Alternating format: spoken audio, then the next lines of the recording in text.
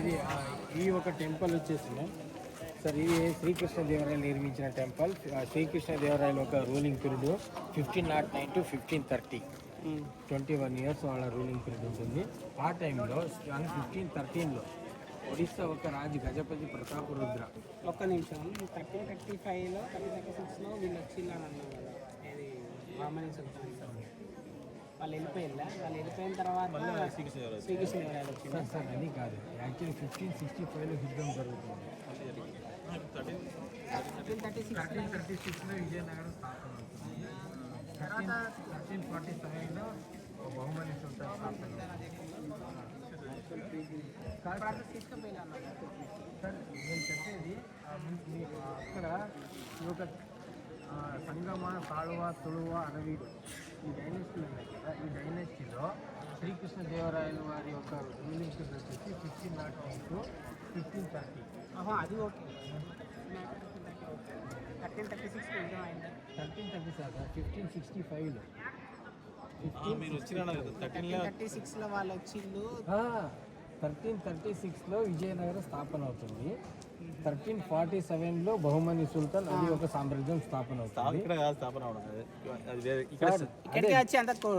అది సరే క్లియర్ ఒకటి క్లియర్ చెప్తాను చూడండి. 1336లో విజయనగర స్థాపన, 1347లో ఒక బహుమని సుల్తాన్ స్థాపన అవుతుంది. సార్ వాళ్ళ రాజ్యంలో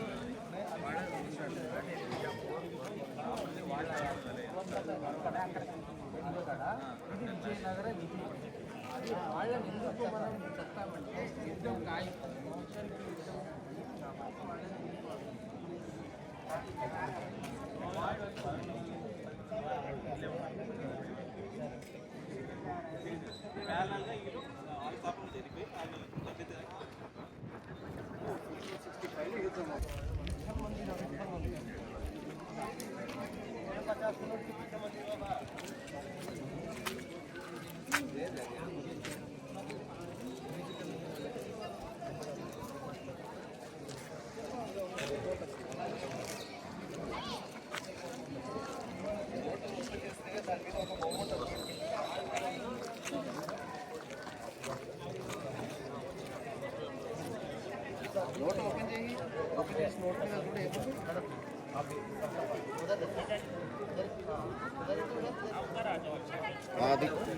ఈస్ట్ చారిట్లో నిర్మించడానికి మెయిన్ రీజన్ ఇన్స్పైర్డ్ బై ఇది మూవింగ్ రథం కాదు సార్, ఫిక్స్డ్ రథం ఇక్కడ ఉండేది. దీంట్లో సింగిల్ స్టోన్ లేదు, layer by layer single layers.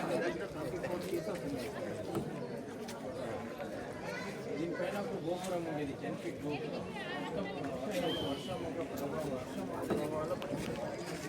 అంటే మన బేస్ మాత్రమే ఇక్కడ టోటల్ రాయి సార్. పైన భాగం మొత్తం బ్రిక్స్ అండ్ గారేది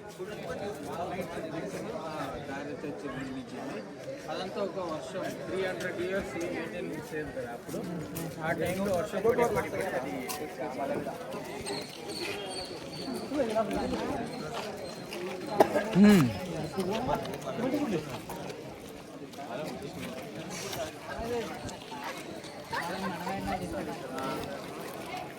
అది కనిపిస్తున్న మంటపం అది వచ్చేసి భజన.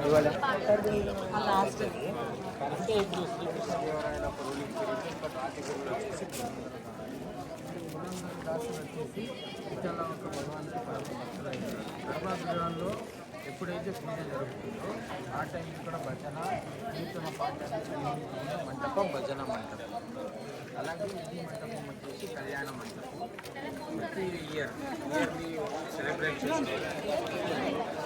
యుద్ధంలో మళ్ళీ రుక్మిణి వాళ్ళ స్టాచ్యూలు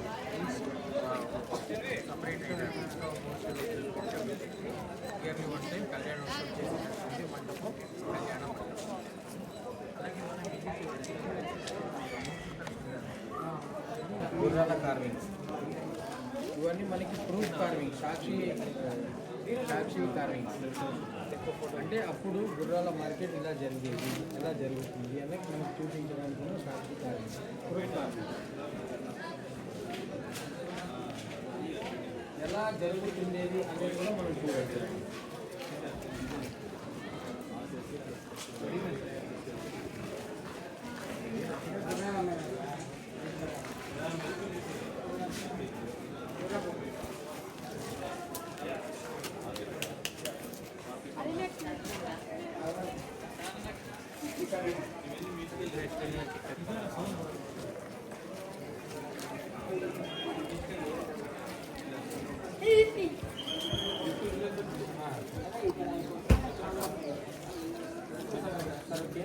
ఇది సంగీత మంటపం. సంగీత మంటపం అంటే ఇది ఎందుకు సంగీత మంటపం అంటారంటే యాక్చువల్గా శ్రీకృష్ణదేవరాయల వారికి ముగ్గురు వచ్చారు, 3 వైఫ్. ఫస్ట్ వన్ వచ్చేసి Chinnadevi, second one Tirumaladevi, third one Jaganmohan. Chinnadevi అయితే ఏమన్నారు, వాళ్ళు డ్యాన్సర్ అంటే క్లాసికల్ డ్యాన్సర్ అంతేకాదు. ఈ ఒక ఎప్పుడైతే స్పెషల్ పూజ టైంలో గర్భగృహంలో పూజ జరుగుతుందో ఆ టైంలో ఇవన్నీ 56 పిల్లర్స్ ఉన్నాయి. ఈ 56 పిల్లర్స్ని ఉడా స్టిక్స్తో వాయించేవాళ్ళు. ఆ ఒక సౌండ్ విని మధ్యలో చిన్నాదేవి డ్యాన్స్ చేసేవాళ్ళు. ఇది చిన్నాదేవి కోసం నిర్మించిన ఒక సంగీత మంటపం. ఈ ప్రతి ఒక్క పిల్లర్ ఏమైతే కనపడుతుందో అది సింగిల్ స్టోన్ నుంచి నిర్మించిన పిల్లర్. ఇది ఇక్కడి నుంచి అక్కడి దాకా ఈ పిల్లర్ మాత్రమే సింగిల్ స్టోన్. అంటే ఈ చిన్న చిన్న స్తంభాలు అయితే ఉన్నాయో అటాచ్డ్ కాదు, ఆ ఒక స్టోన్లోనే కార్వింగ్ చేశాను మధ్యలో. ఈ ఒక ఇది ఈ చిన్న చిన్న ఏమి స్తంభాలు అయితే ఉన్నాయి పిల్లర్స్, ఆ పిల్లర్స్ని స్టిక్స్తో వాయిస్తే సౌండ్ వస్తుంది. ఆ సౌండ్స్ దమ్ములు, చకాటి, యంతరంగ, పంచతాళ, మృదంగ, సరిగమ మనకి అది సర్జరీ పర్మిషన్ లేదు. కానీ ఏసీ డిపార్ట్మెంట్ సార్ ఇక్కడ చూడండి, ఇక్కడ 3 లేయర్స్ సారీ 3 లేయర్స్ హోల్స్ ఉన్నాయి. 1 2 3 అని ఇక్కడ స్లాబ్ 1 2 3 సార్ చూడండి. అవి వచ్చేసి మనం ఇంటికి విండో కర్టన్స్ యూజ్ చేస్తాం కదా, అలాగే కూడా ఇక్కడ సిల్క్ కర్టన్స్ అలా యూజ్ చేసేవాళ్ళు.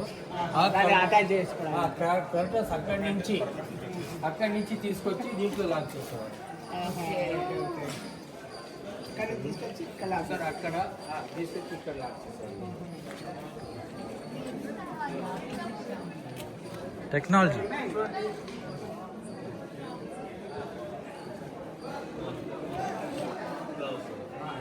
అక్కడి నుంచి లాక్ చేసి ఇక్కడ ఇలా